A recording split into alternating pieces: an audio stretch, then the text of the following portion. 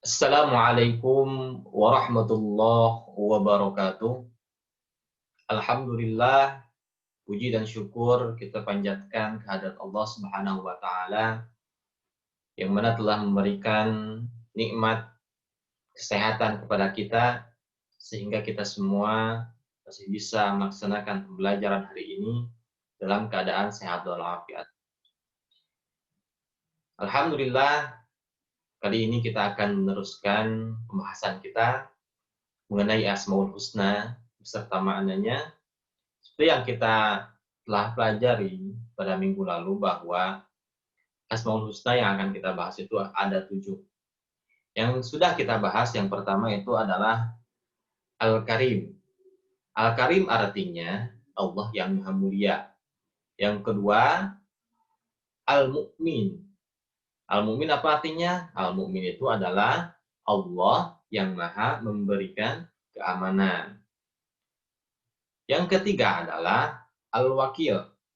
Apa itu Al-Wakil? Al-Wakil adalah Allah yang Maha mewakili. Yang keempat, Allah itu mempunyai sifat Al-Matin, yaitu yang Maha kuat atau yang Maha kokoh. Nah, itu yang sudah kita pelajari ya. Sekarang kita akan melanjutkan dari Asmaul Husna itu. Kita lanjut yang kelima. Nah, yang kelima itu adalah sifat Allah. Nah, sebentar ya. Yang kelima itu adalah sifat Allah Al-Jami. Ya, Al-Jami. Nah, apa itu Al-Jami? Dalam Quran surat Ali Imran, surat yang ketiga. Awas ya, surat Ali Imran. Bukan surat Al-Imran, bukan. Tapi Ali Imran, keluarga Imran. Ya. Nah, ayat ke-9 Allah berfirman, A'udzu billahi minasyaitonir rajim. Bismillahirrahmanirrahim. Rabbana innaka jami'un nasi liyaumin la raiba fihi. Innallaha la yukhliful mi'ad. Shadaqallahul azim. Yang artinya adalah, ya Tuhan kami, ya Allah, sesungguhnya Engkau yang mengumpulkan manusia untuk menerima pembalasan pada hari yang tak ada keraguan padanya. Maksudnya apa? Pada hari kiamat. Nah, sesungguhnya Allah itu tidak menyalahi janji atau tidak mengingkari janjinya. Nah, di sini disebutkan bahwa Allah itu nanti yang akan mengumpulkan kita semua, umat manusia, pada hari kiamat. Untuk apa? Untuk menerima pembalasan. Ketika orang yang berbuat baik, balasannya apa? Surga, kenikmatan. Untuk orang yang melakukan kejahatan atau tidak beribadah kepada Allah, apa balasannya? Ya, tentu saja neraka, siksaan. Itu balasannya.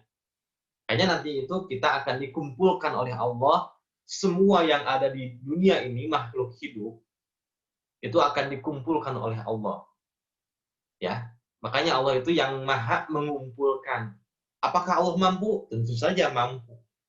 Karena Allah mempunyai sifat al-jami'. Jadi makna daripada al-jami' itu adalah mengumpulkan. Allah yang Maha mengumpulkan. Mengumpulkan siapa? Kita semua pada hari kiamat nanti ya. Hanya kita harus percaya bahwa Allah itu bisa mengumpulkan kita semua. Makanya ketika kita menjadi seseorang yang baik, ya, rajin ibadahnya, kepada guru sopan, baik, kepada orang tua baik. Makanya balasannya juga nanti akan baik, kenikmatan, dan surgalah tempatnya. Sebaliknya dengan orang-orang yang tidak melakukan kebaikan atau hanya melakukan kejahatan saja, hanya melakukan dosa saja, maksiat saja, apa balasannya? Tentu saja nerakanya Allah ya. Nauzubillahi min dzalik. Makanya kita berdoa kepada Allah untuk nanti dikumpulkan dengan orang-orang yang soleh, berkumpul dengan para anbiya, para sholihin, para syuhada ya. dan bisa mendapatkan syafaatnya dari Nabi Muhammad Shallallahu Alaihi Wasallam. Nah, itu adalah harapan kita ya. Jadi yang kelima itu adalah al-jami, yang maha mengumpulkan. Di sini disebutkan jami itu berasal dari kata jamaah. Jamaah, jamaah ya. Ya, artinya adalah kumpulan atau berkumpul. Ya. Lebih dari satu atau banyak. Jamak itu lebih dari satu ya. Jadi gitu, Allah itu yang maha mengumpulkan. Ya, itu yang kelima. Sekarang yang keenam, Allah mempunyai sifat al-adl. Al-adl. Nah, Allah itu bersifat al-adlu, artinya Allah yang maha adil.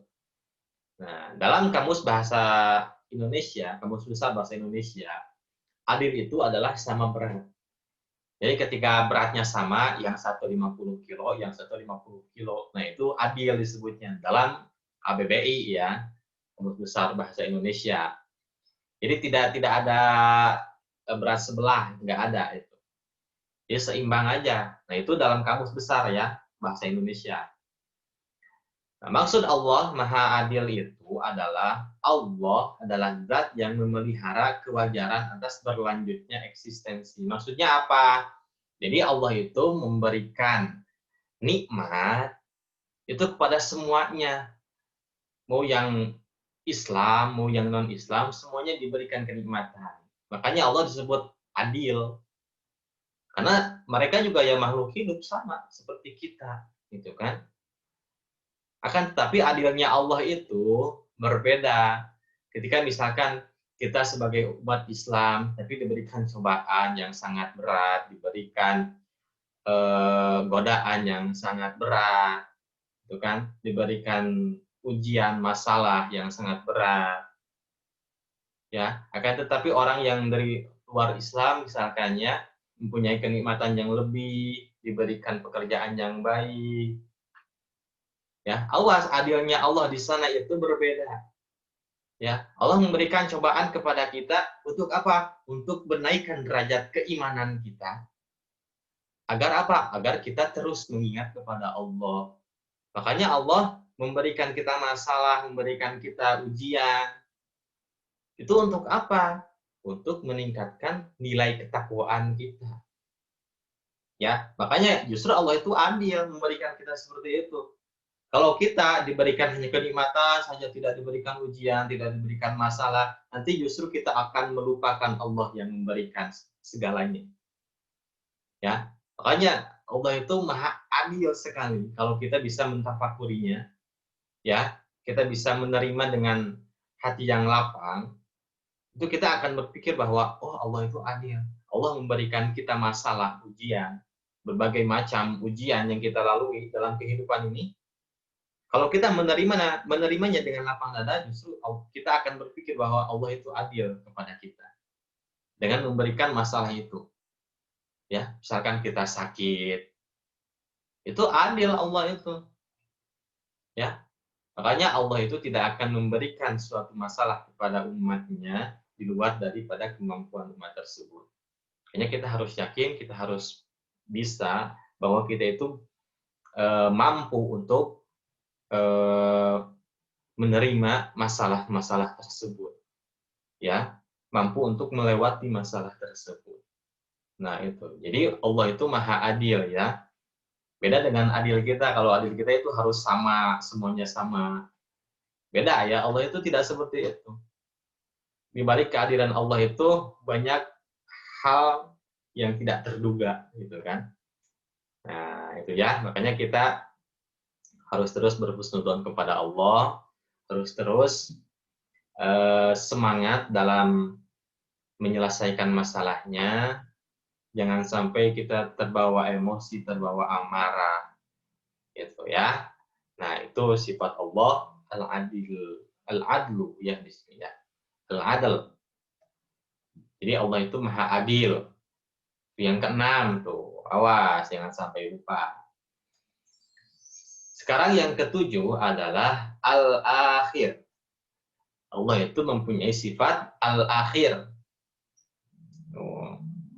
Al-akhir artinya adalah Allah adalah zat yang paling akhir dibandingkan kita, ya, sebagai makhluknya.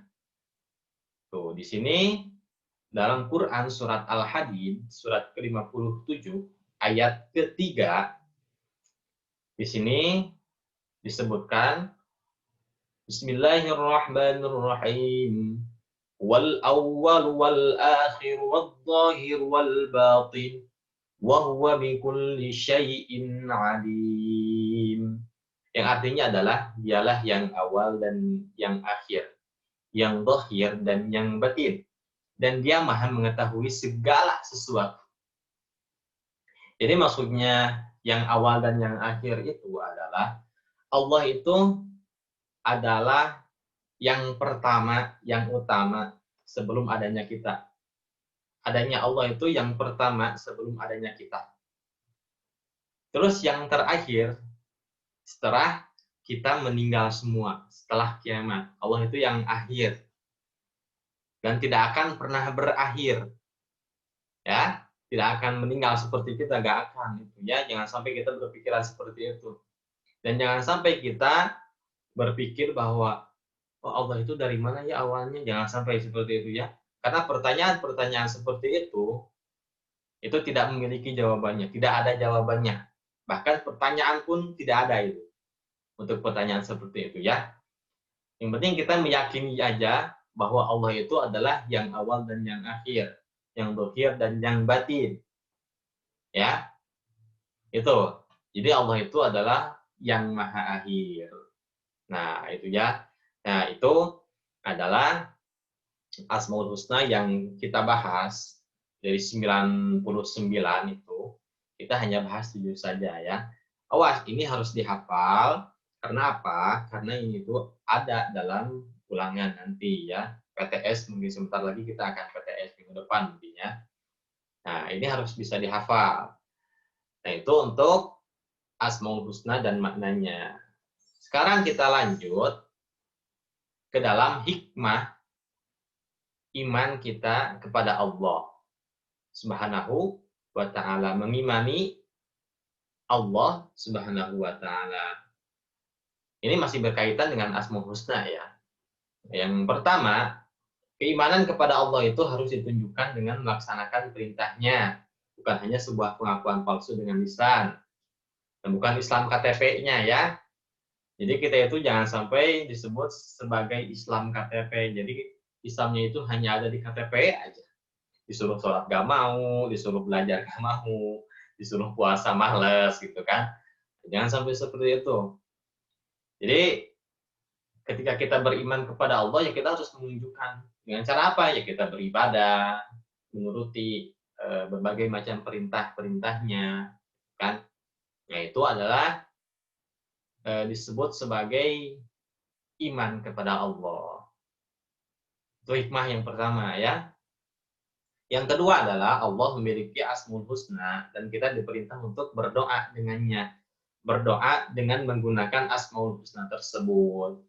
Misalkan kita ingin banyak rezeki, ya Razak, ya Razak, ya Razak. Ya. Itu. Jadi berdoa dengan menggunakan Asmaul Husna tersebut. Maka pelajarilah 99 Asmaul Husna. Nah, walaupun kita hanya mempelajari 7 saja, kita bisa nanti, bisa di rumah, bisa dimanapun, pelajari semuanya. Apa maknanya, apa keterkaitan Asmaul Husna tersebut dengan kehidupan kita. Kita pelajari aja ya. Itu bisa belajar itu bukan hanya di sekolah, bukan hanya di majelis taklim, bukan ya. Kita bisa belajar dimanapun, kapanpun. Kita tetap bisa belajar. Ya. Nah, itu yang kedua. Yang ketiga adalah mendorong kepada kita agar dapat mewujudkan sifat-sifat Allah tersebut dalam perilaku kita sehari-hari, dalam kehidupan kita sehari-hari. Jadi ketika kita beriman kepada Allah, beriman terhadap Asmaul Husnanya, itu akan mendorong kita untuk apa? Untuk mempelajari atau mewujudkan sifat tersebut dalam kehidupan kita sehari-hari. Ya, itu hikmahnya.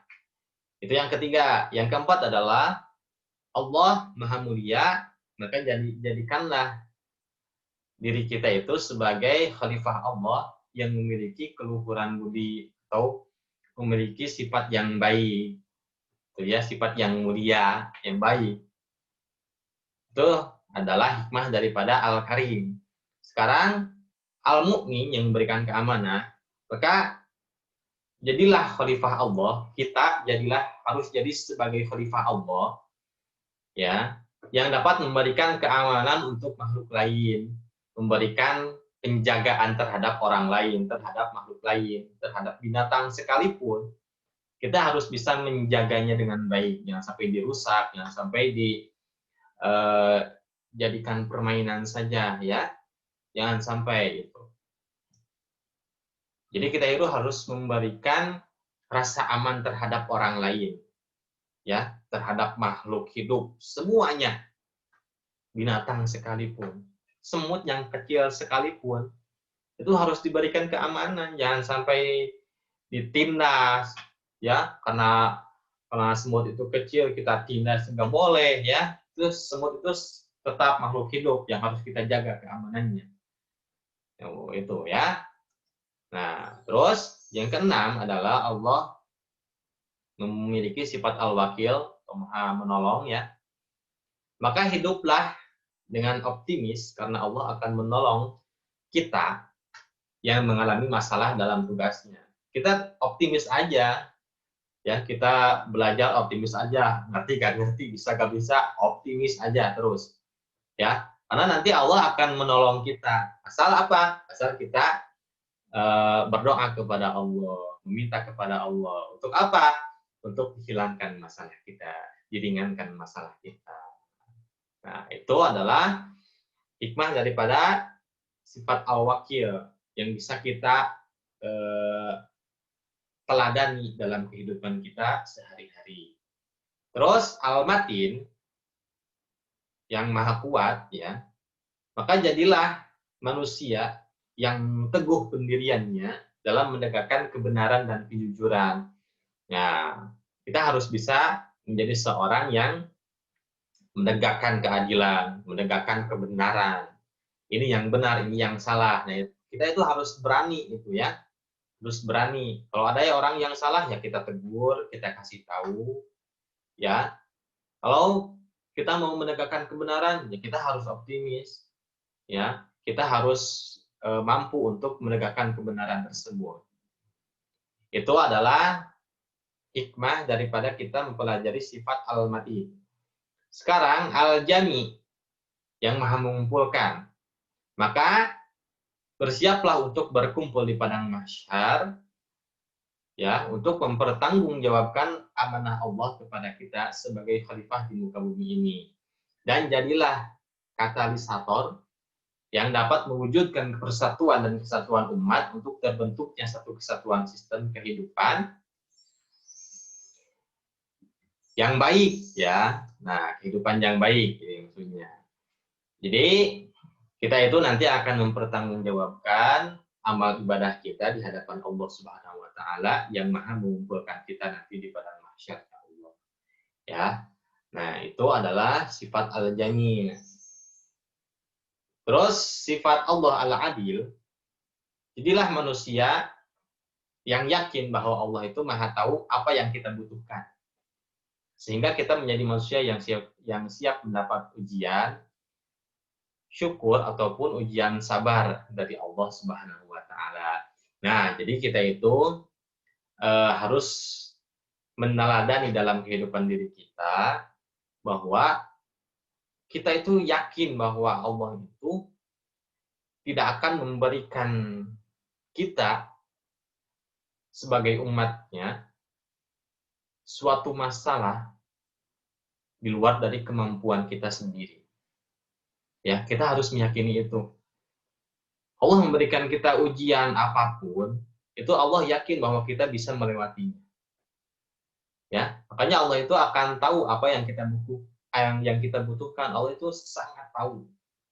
Ya, makanya Allah mempunyai sifat Al-Adil.